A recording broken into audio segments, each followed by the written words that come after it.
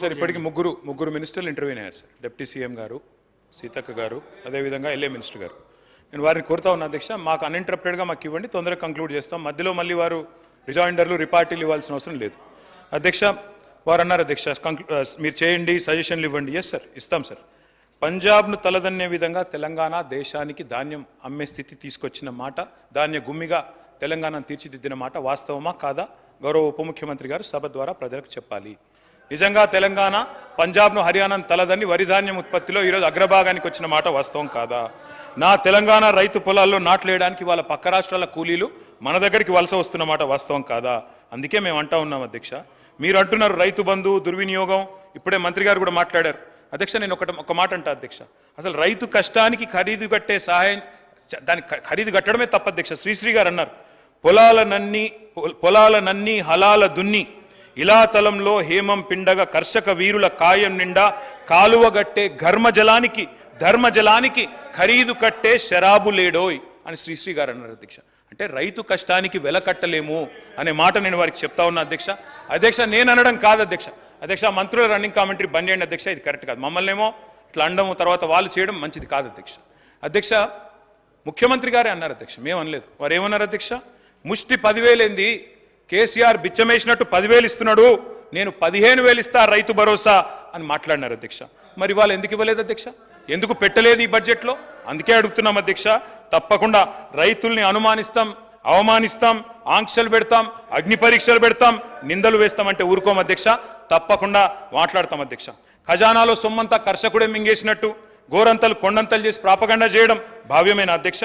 ఒక పక్క బడా బాబులు భారతదేశంలో 14.5 లక్షల కోట్ల రూపాయలు కార్పొరేట్ పన్ను మాఫీ చేస్తే మాట్లాడడం అధ్యక్ష మనం.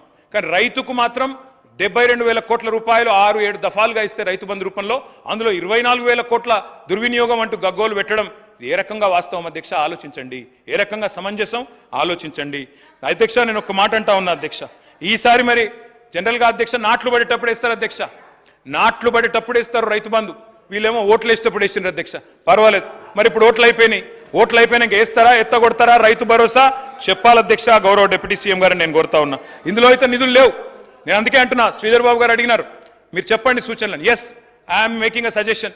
రీఅప్రోప్రియేట్ చేయండి, రైతు భరోసాకు నిధులు పెట్టండి, 15,000 రూపాయలు ఇవ్వండి. మీరు ఇచ్చిన మాట ప్రకారం రైతులకు అన్యాయం చేయవద్దు అని చెప్పి మేము విజ్ఞప్తి చేస్తా ఉన్నాం అధ్యక్ష. వారు చెప్పారు కౌలు రైతులకు ఇస్తామన్నారు.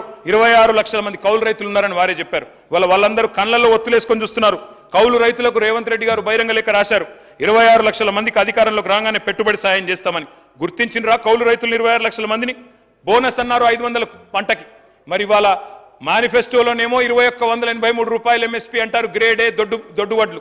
కానీ చెప్పేది మాత్రం సన్నవడ్లు పండిస్తే బోనస్. ఇది ఎక్కడి మాట అధ్యక్ష? అందుకే అధ్యక్ష రైతు డిక్లరేషన్లో చెప్పింది దయచేసి నిలుపుకోండి. అదే మాదిరిగా నేను ఇంకొక మాట కూడా రిక్వెస్ట్ చేస్తా ఉన్నా అధ్యక్ష. వీరు చెప్పారు PMFBY మేము జాయిన్ అవుతున్నాము, ప్రైమ్ మినిస్టర్ ఫసల్ బీమా యోజన.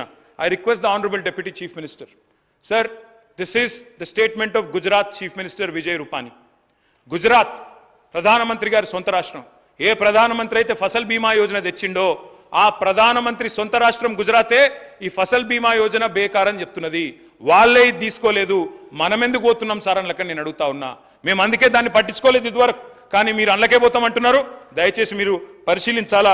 దయచేసి ఫసల్ బీమా యోజన కేటాయించిన పైసలు వేరే రూపంలో పెట్టండి, రీఅప్రోప్రియేట్ చేయండి అని చెప్పి అప్రోప్రియేషన్ బిల్లో నేను కోరుతా ఉన్నా అధ్యక్ష. ఇక రుణమాఫీ కథ ఎట్లుంది అధ్యక్ష? వీళ్ళదంటే పంచపాండవులు మంచం కోళ్ళ కథ అధ్యక్ష. ఏకకాలంలో 2 ప్రకటనలు ఇస్తారు అధ్యక్ష. ఎవరన్నా ఏకకాలంలో రుణమాఫీ చేస్తే ఒకటేసారి ప్రకటన ఇవ్వాలి. ఏకకాలంలో రుణమాఫీ 2 సార్లు ప్రకటనలు, నీ పత్రికల నిండా వీళ్ళ ముఖార విందాలు. అధ్యక్ష నేను అడిగేది ఒకటే అధ్యక్ష, దయచేసి రైతులను మోసం చేయడం ఆపండి. నేను ఇంకొక మాట అడుగుతా ఉన్నా. నిన్న ముఖ్యమంత్రి గారు చెప్తారు, ప్రభుత్వం చెప్తుంది 1,50,000 రూపాయల దాకా రుణమాఫీ అయిపోయిందన్నారు. కేసీఆర్ గారు మొదటిసారి 1,00,000 రూపాయలు రుణమాఫీ చేస్తేనే దానికి అయిందే 16,000 కోట్లు. మరి మీరు 1,50,000 చేస్తే ఎందుకు కేవలం 11-12,000 కోట్లు అవుతున్నది? ఇది రైతులకు తెలియదా? ఎన్ని కటింగ్లు పెడుతున్నారు మీరు? ఎంతమంది మీద ఆంక్షలు పెడుతున్నారు? రేషన్ కార్డుల పేరిట, ఫ్యామిలీ పేరిట ఎంతమంది ఇబ్బంది పడుతున్నారో గౌరవ ఎమ్మెల్యేలు మీ నియోజకవర్గాల్లో అడిగితే తెలుస్తుంది అధ్యక్ష. వీళ్ళు చెప్పినారు అధ్యక్ష, మొదలు 40,000 కోట్లు అన్నారు రుణమాఫీ, తర్వాత 35 అన్నారు, తర్వాత క్యాబినెట్లో 31,000 అన్నారు, మరి బడ్జెట్లో చూస్తే 25,000 కోట్ల అధ్యక్ష. అంటే ఎక్కడ అవుతుందో ఆఖరికి తెలియదు అధ్యక్ష. ఇప్పటిదాకా చేసింది కేవలం 12,000, చారానా కోడికి బారానా మసాలా అన్నట్టు పత్రికల్లో ప్రకటనలు మాత్రం 2 సార్లు 3 సార్లు ఏకకాలంలో రుణమాఫీకి అధ్యక్ష. అధ్యక్ష ఇంకొక మాట నేను అడుగుతా ఉన్నా, హిపోక్రసీ అంటే, ద్వంద్వ ప్రమాణాలు అంటే, డోగ్లా పన్ అంటే ఏంది అధ్యక్ష, డబుల్ స్టాండర్డ్స్ అంటే అధ్యక్ష. పిఎం కిసాన్ వీళ్ళు ప్రతి విషయంలో కేంద్రంతో తలపడతారు. కేంద్రం మీద మొన్ననే ఒంటికాలతో లేచిండ్రు, యూనియన్ బడ్జెట్లు ఏమి ఇయ్యలే అని. మరి పిఎం కిసాన్ ఏదైతే రైతు బంధును కాపీ కొట్టి పెట్టుకున్నారో కేంద్రం వాళ్ళు, ఇలా దాని కండిషన్స్ తీసుకొని ఇవాళ రుణమాఫీ చేస్తామంటే ఇది అన్యాయం కాదా అధ్యక్ష? దయచేసి ఆలోచించాలని చెప్పి నేను పెద్దల్ని కోరుతా ఉన్నా. ఇంకొక మాట కూడా అడుగుతా ఉన్నా అధ్యక్ష. నేను ఇవాళ కేవలం రైతులనే కాదు అధ్యక్ష, వీళ్ళు మహిళల్ని కూడా మోసం చేశారు. మరి మహిళల విషయంలో నేను ఒక్క మాట చెప్తా ఉన్నా, కోటీశ్వరులను చేస్తాం 1,00,00,000 మందిని అన్నారు, తప్పకుండా చేయండి, వి వెల్కమ్ ఇట్. 1,00,00,000 మందిని కోటీశ్వరులు చేస్తామన్నారు, ఈ మాట కూడా తప్పకుండా మహిళలు అడుగుతారు అధ్యక్ష. మా ప్రభుత్వం ఉన్నప్పుడు, ఇది మా రికార్డు, నేను ఇండస్ట్రీస్ మినిస్టర్ గారికి పంపుతా ఉన్నా అధ్యక్ష, highest number of MSMEs with female ownership 40%. Top state ఏది అధ్యక్ష? మన తెలంగాణ అధ్యక్ష. భారతదేశ సగటు 20%. నేను ఆ గౌరవ ఇండస్ట్రీస్ మినిస్టర్ గారికి పంపుతా ఉన్నాను తమ ద్వారా, దయచేసి వారు చూసుకోవాలని చెప్పి కూడా నేను కోరుతా ఉన్నా అధ్యక్ష. ఈరోజు నేను అడుగుతా ఉన్నా, ప్రతి నెల మహిళలకు 2,500 ఇస్తామన్నారు. Yes sir, I need another half an hour sir, దయచేసి మీరు టైం ఇవ్వాలి. ప్రతి నెల ప్రతి మహిళకు 1,67,00,000 మంది ఆడబిడ్డలు రాష్ట్రంలో ఎదురు చూస్తూ ఉన్నారు. 18 ఏళ్ళు నిండిన ఆడబిడ్డలు 7 నెలలైనా ఎక్కడేసిన గొంగలు అక్కడనే ఉన్నది, 2,500 రూపాయలు రాలేదు. ఆడబిడ్డలందరికీ మీరు ఒక్కొక్క ఆడబిడ్డకు నెలకు 20,000 రూపాయలు బాకీ పడ్డారు. వెంటనే ఇచ్చే ప్రయత్నం చేయండి, రీఅప్రోప్రియేట్ చేయండి. I request the honourable finance minister, ఇంకేదన్నా రంగానికి కోత పెట్టండి, కానీ మా ఆడబిడ్డల ఉసురు మంచిది కాదు. తప్పకుండా వారికి వెంటనే 2,500 రూపాయలు 1,67,00,000 మంది ఆడబిడ్డలకు ఇవ్వాలని చెప్పి నేను కోరుతా ఉన్నా అధ్యక్ష. మహాలక్ష్ములకు మహామోసం, తులం బంగారం ఏమో తూచైపోయింది అధ్యక్ష. ప్రతి ఆడబిడ్డకి, యువతకి, అమ్మాయికి స్కూటీలు ఇస్తామన్నారు, స్కూటీలు లేవు కాదు అధ్యక్ష. మరి లాఠీలు మాత్రం పిల్లల మీద తిరుగుతూ ఉన్నాయి అధ్యక్ష. ఇక పిల్లల విషయానికి వస్తే అధ్యక్ష, విద్యార్థుల విషయానికి చాలా చెప్పారు అధ్యక్ష. 5 లక్షల విద్యా భరోసా కార్డు అన్నారు, ఇప్పటివరకు లేదు, బడ్జెట్లో రూపాయి లేదు. I request the honourable finance minister, రీఅప్రోప్రియేట్ చేయండి. పిల్లలకి ఏదైతే మీరు చెప్పారో 5 లక్షల విద్యా భరోసా కార్డు వెంటనే ఇచ్చి భరోసా ఇవ్వండి. మేము 1022 గురుకులాలు పెట్టి పిల్లల్ని, పేద పిల్లల్ని డాక్టర్లు, ఇంజనీర్లుగా చేసినాం. కానీ ఈరోజు చూస్తూ ఉన్నాం, ఆ పేద బిడ్డలకి గురుకులాల్లో మీరు భోజనం కూడా సరిగా పెట్టడం లేదు. ఈరోజు ఆసుపత్రుల్లో వార్తలు, నా దగ్గర కటింగ్లు ఉన్నాయి, పేపర్ క్లిప్పింగ్లు, మీకు కావాలంటే పంపిస్తాను. భువనగిరి హాస్టల్లో విద్యార్థి ఫుడ్ పాయిజన్తో చనిపోయాడు మొన్ననే, ఎస్సీ వెల్ఫేర్ హాస్టల్లో. అదేవిధంగా జేఎన్టీయూ హాస్టల్లో ఎలుకలు, పిల్లులు సాంబార్లో ఈతలు కొడతా ఉన్నాయి.